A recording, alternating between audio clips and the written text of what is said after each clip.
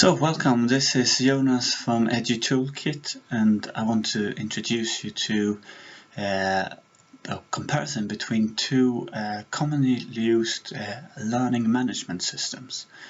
If you have Office 365, you normally have an integration of OneNote, and now it's getting more and more used, this what's called OneNote Class Notebook.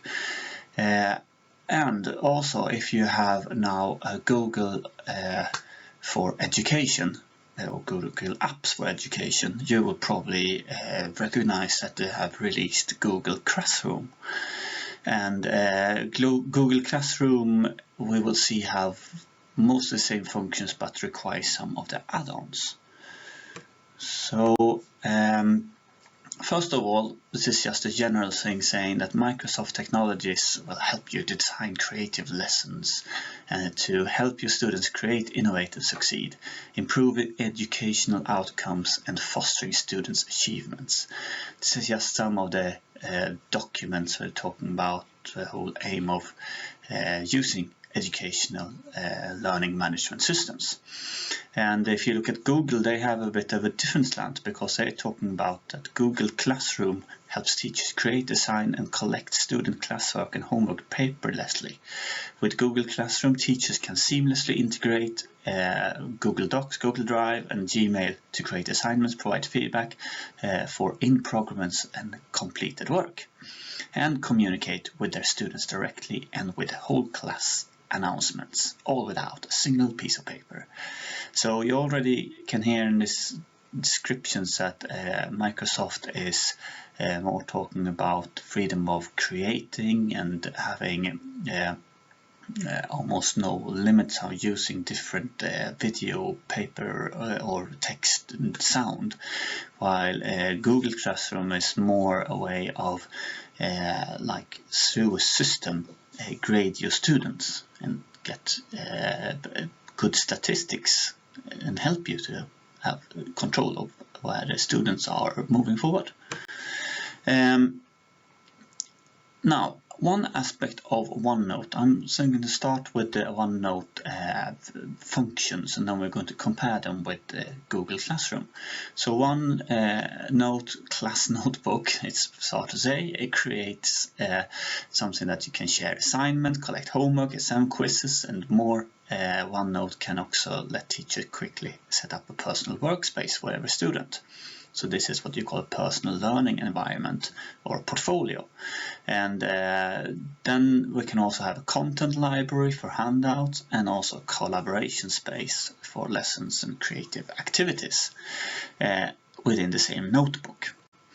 So if you haven't, you can start getting yourself understand or find out in this. And if you just see, we have here what's called the content library. This is where the teacher puts out the purpose of the lessons and video clips and materials, assignments, documents, everything is available on that one. And normally it's just for reading, so the students can't change or alter anything. But in the student notebook, it's where they can copy assignments, take them in and do their own work. And then when you have the collaboration space, that's where they can actually collaborate and write suggestions and help each other. So it's different access levels to these ones. So another second aspect of OneNote is that you can capture ideas and keep interesting information in one centralized, easy accessible space, coming from blogs, journals, wiki pages and websites. And again, what it is like you have this capture tool where you actually mark a section of a web page, and then once you click on it, it's going to say where do you want it located, and if you want it into lessons plan, and this one is going to be put in something called web resources. And it goes straight there, and it also will save the link saying like where did you get it from. Third aspect of OneNote is that when students submit assignments, you can have recorded responses and feedback for more engaging grading experience. And this is the point that in OneNote you can actually make comments while you are doing a video, a feedback, or a recorded audio, and you can play backwards, move forward, and also add comments in different time positions in this timeline. So a lot of interactions going on. Fourth aspect is to create a notebook where the study materials is like they can explore more materials and share it and control different sections. And this is what we mentioned before, is that you have first of all a shared link to the course where the open book or the course book where all the details are in. And then the next thing is that once you have shared, you can see the courses going here to different levels, then the students will have their own workbook, and also the teacher will actually be able to have, so like here, this one, before the lectures are released, the teacher can password protect this section, which means that the students won't allow to get access to them. Fifth aspect is now to collaborate on documents in Word Online, and also to like support each other and give feedback. So this can be done from different devices and everything, but in the end, if you haven't done it before, a collaborative document is very similar in any system. It's multi-users logged in, and in this case you have a little cursor showing where they are, and then you can make comments, and you see when the comments there comes a comment on the side there. And the biggest difference from if you worked with Google Docs is that in here when you make comment working on it, it actually locks that section. And the same thing is that if you open it up here in Word, it means you make a downloaded copy, but it still interacts. So when someone with a downloaded copy starts working a section, the ones on the online document will actually get it gray marked, and they can't edit it until it's been saved. And my only experience with this is that sometimes when there's a lot of people working on it, it can be conflicts, and it can lock the document. So then you have to reload it again. 6, and the last one, so aspect I'm taking up now, is that with OneDrive you can also share your files secure with everyone. So OneDrive linked to OneNote is where you have the assignments stored.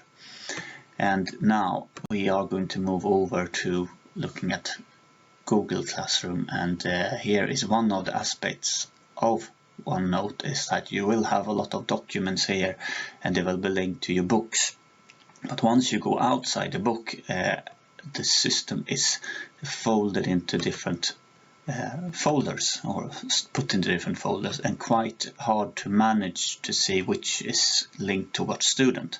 So you need the interface of OneNote to get a clear vision of the students working. And now, as we could see, we looked at OneNote Class Notebook, and if we now look at Google Classroom, they